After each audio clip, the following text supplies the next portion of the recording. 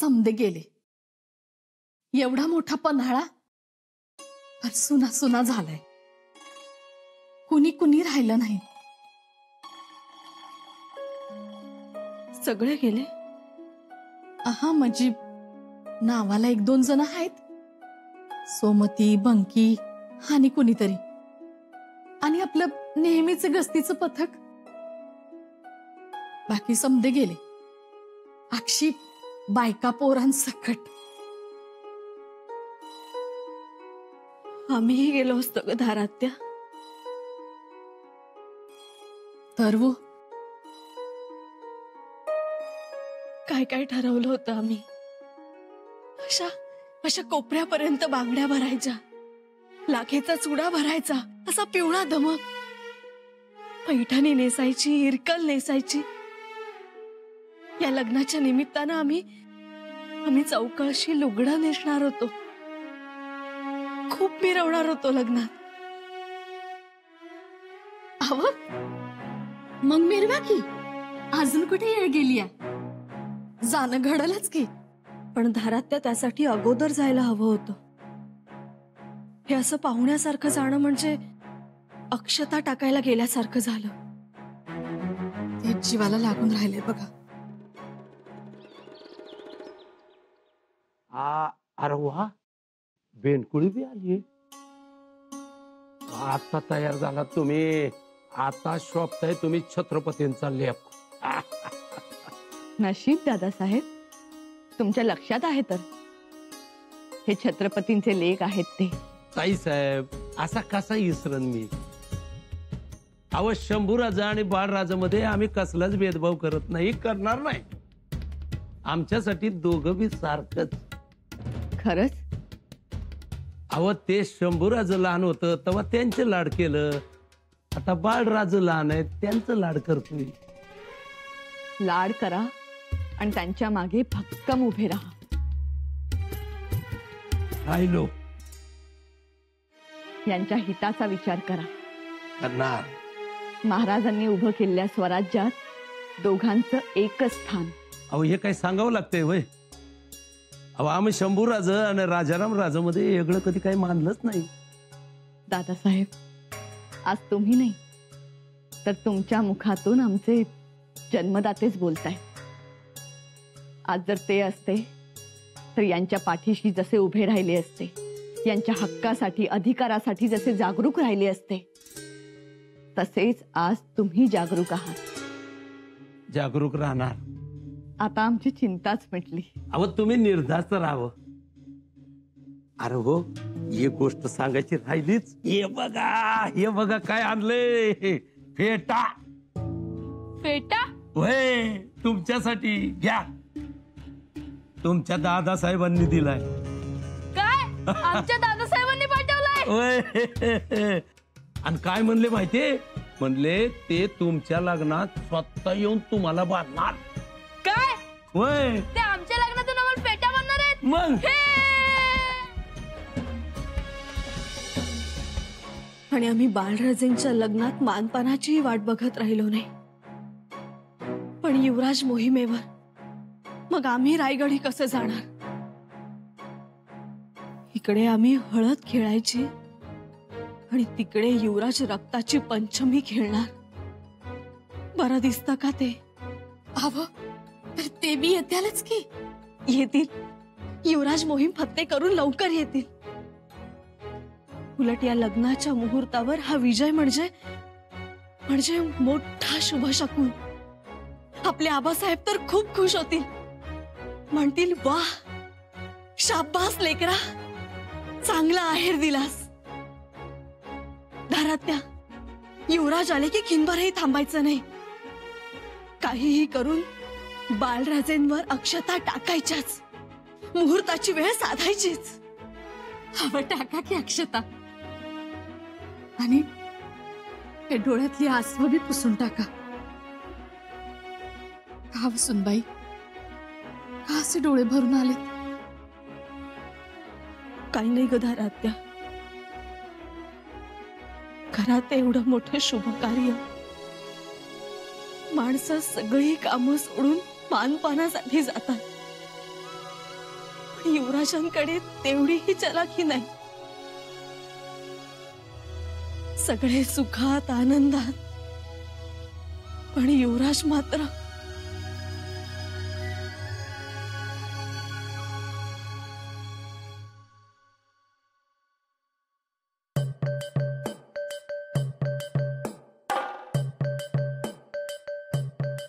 आजच्या दिवसात सुटणार आहे का आमच्या हातातली सुपारी? उजव्या हाताने सोडू? आत्ता सोडवतो. अहो बाळराज, ही बायकोच्या हातातली सुपारी आहे, डाव्या हाताने सोडवायला लागती. डाव्या हातानं? करा करा, प्रयत्न करा, नाहीतर फजिती व्हायची समोर. नाही होणार फजिती. तुम्ही आम्हा थोर आहात म्हणून तुमच्या मूठची पकड घट्ट आहे, ती आम्हाला जड जाते. नाहीतर काय? तुम्हाला सांगू, जानकीबाईंची मूठ आम्ही सहज उघडू. सहज उघडू? तुम्हाला काय सोपं वाटलं काय ते? त्या मुलगी आहे त्या म्हणून त्यांना कमी समजू नका. सरनोबत प्रतापराव गुजरांसारख्या महापराक्रमी वीराची कन्यारत्न आहे त्या. आम्ही तरी कशात कमी आहोत? आम्ही त्यांना भारी पडू. लग्नाच्या आधी समद्यांना असंच वाटतं. पण लक्षात ठेवा, ज्या ज्या जिजाऊ आऊसाहेबांच्या लेकी आहेत त्या चिवट असतात, पराक्रमी असतात. असं? त्यामुळे प्रयत्न करा. आणि ही सुपारी जेव्हा बायकोच्या हातात असते तेव्हा अशी असती, आपल्या हातात जेव्हा सुपारी येते तेव्हा असं चिमटीनं सोडवावी लागती. करा करा, प्रयत्न करा, नाही तर पंचायत व्हायची. अगदी बराबर. राम राम. राम राम. कवा आलायसा? आलोय कवाच, जरा पाहुण्याच्या गाठीबिटी घेत होतो. कसा आहे साडू भाऊ? एकदम झाक बघा. युवराज, मुजरा.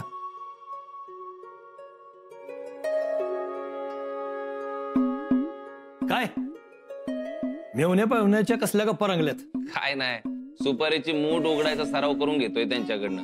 हा? दाजी साहेब, तुम्ही का हसताय? होय तर, आम्ही बी हसतोय आणि तुम्ही बी हसा नवरदेव.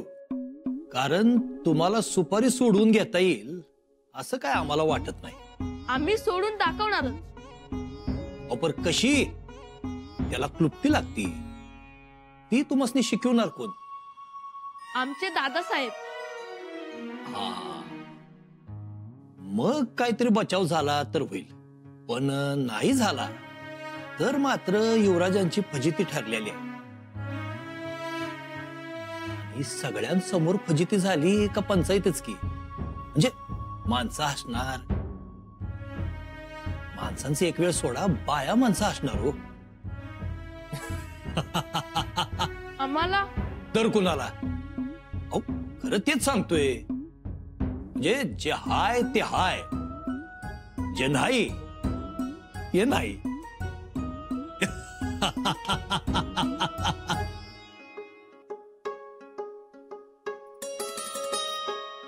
अक्कासाहेब, बघा आमचा चुडा कसा वाटतोय. छान आहे. आणि आमचा चुडा एकदम छान. पण काय हो, आम्ही असं ऐकलंय की तुमच्या स्वारींना तुमच्या बांगड्यांचा आवाज खूप आवडतो म्हणून. ताई साहेब, चिडवणं पुरे. हा नाही हो अक्कासाहेब, आम्ही कशाला चिडवतोय. पण काय हो, तुमची स्वारी आहे तरी कुठं? बाळराजेंजवळ. आम्ही गेलो होतो भेटायला तर म्हणाले बाळराजेंची शिकवणी घेतोय. खरंच शिकवणी घेताय. पण म्हणावं कशाला, बाळराजेंना शिकवणारं माणूस येतंय म्हणावं. पण खरं सांगायचं तर जाधवरावांचा स्वभाव भारी थट्टेखोर आहे हो. उगीच बाळराजेंना काही बाई सांगून गोंधळून टाकायचे. नाही हो मातोश्री, जाधवराव खूप चांगलेत. आणि आमच्या शृंगारपुरात तर त्यांच्याच कौतुकाच्या गोष्टी सुरू असतात. खरंच हो, सगळेच राणूबाईंपेक्षा जाधवरावांचेच कौतुक करत असतात. लोक म्हणतात कसे, जावई असावा तर जाधवरावांसारखा. खरंच का हो? पण किती मज्जा येते नाही. आज गडावर किती पाहुणे आलेत आणि आता दादासाहेब आणि वहिनीस आल्या की मग बघाच.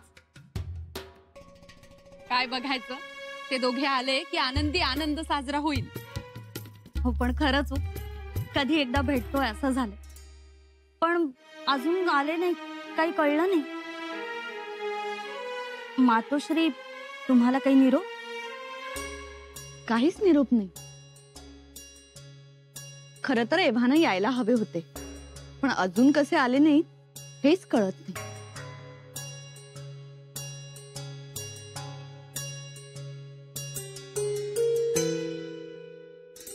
ए अरे छाती पुढे काढून उभं राहायचं. हा, असं. या या हंबीरराव, काय म्हणतोय पन्हाळा? तो कुठं काय बोलतोय? त्याला कुठं वाचा फुटली या? बरोबर बरोबर, त्याला कुठे वाचा फुटते. मग आणि समजा फुटली तरी हर हर महादेवच मानणार, दुसरं काय? काय खरंय खरंय. बघितलं का किती गमतीशीर स्वभाव आहे हंबीररावांचा. आणि तुमचा काय कमी गमताडा आहे वय? अनाजी पण आमची कसली गंमत? गंमत तुमची. असं तुम्ही गंमत करायची म्हटली तर गनिबांना चिंगाट पळावं लागतं. काय खरं का नाही? बरं कुठे आहेत पागा फौजा? पागा फौजा? पाग फौजला रजा. मालोजी घोरपडे आणि कंकांना सांगितलं की बाबा तुम्ही ही फौज पागा सांभाळा, मी चाललो लग्नाला. अहो भाच्याच लगीन आणि कुठं गनिमांची मुंडकी छाटत बसायची म्हणलं ना ग. आणि म्हणून सांगतोय अनाजी पण म्या येतो सर नोबत नाही, मामासाहेब म्हणून आलेलो आहे. कुठं उगवला म्हणायचा सूर्य? मावळतीला की काय? काय हो रावजी नाना? नाही, आज धाकट्या युवराजांची बरी आठवण केली. काय रावजी नाना, आपल्याकडं धाकलं थोरलं असं काय बी नसतंय. दोन्ही बी छत्रपतींची लेकरं, त्यांच्यात दुजाभाव कसा करायचा? लाखात एक बोललात, लाखात एक. कसे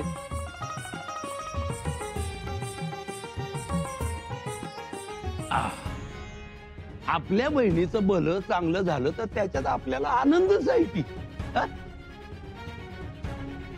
येऊ का? पंत विश्वास नाही बसत हे हंबीरराव बोलल्याचा. पोलाद मऊ झाल्यासारखं वाटलं. शेवटी फरक पडतोच हो सख्ख आणि परकयात. आता हेच बघा ना, सख्यासाठी कसं रक्त जागं झालंय त्यांचं. कसं आहे रावजी नाना, बाळराजे दिसायला लागलेत, उंच झालेत, नजरेत भरायला लागलेत. फरक हा पडतो. पंत हे हंबीरराव आपल्या बाजूने यायला पाहिजेत. लाखातलं बोललात. हंबीरराव जर आपल्या बाजूने आले तर आम्ही हनुमान उडी घेतलीच समजा. मग घ्या की उडी. घेतली. तुम्ही बघाच, या लग्नात बहीण भाऊ जवळ येणार, माया उतू जाणार. पंत हे हंबीरराव थोडे जरी आपल्या बाजूने झुकले तरी मसलत जमलीच म्हणून समजा. बरोबर.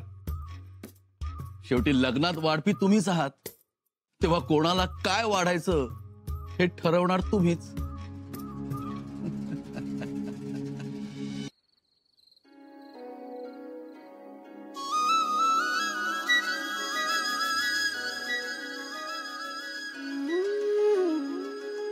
एखादं गोड स्वप्न पडावं तसे युवराज भेटले, महाराज भेटले. या पन्हाळगडावर पौर्णिमेचं चांदणं पाझरलं आणि आम्ही त्या आपुलकीनं, कौतुकानं, मायेनं न्हावून गेलो. आम्ही युवराज, भवानीबाळ आणि आबासाहेब, आम्ही चौघे एक येवलंसं घरटच तयार झालं.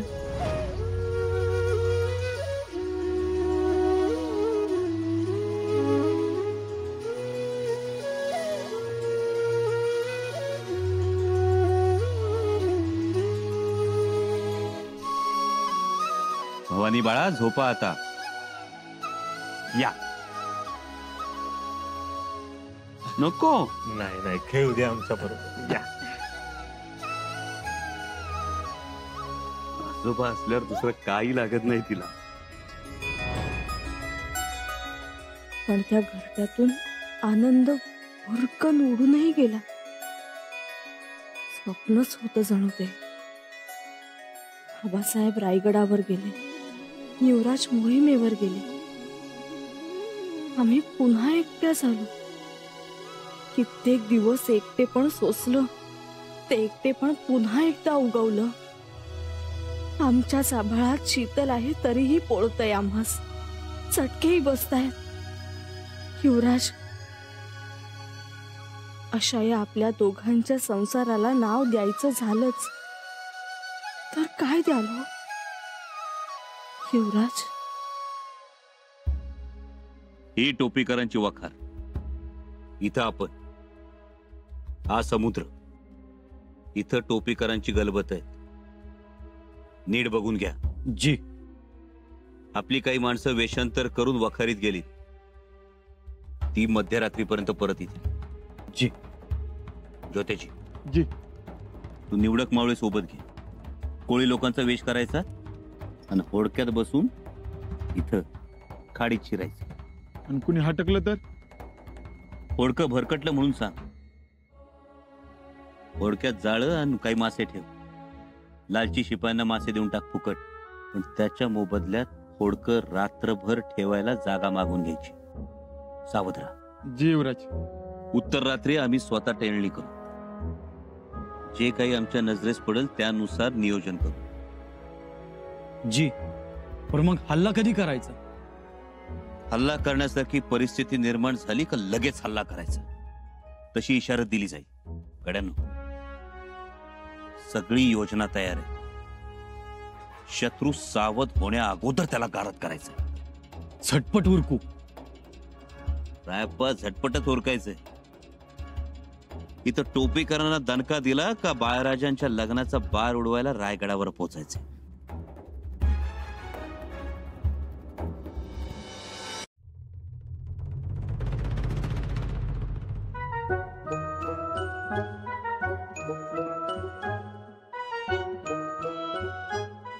बाळराजे, द्या इकडे.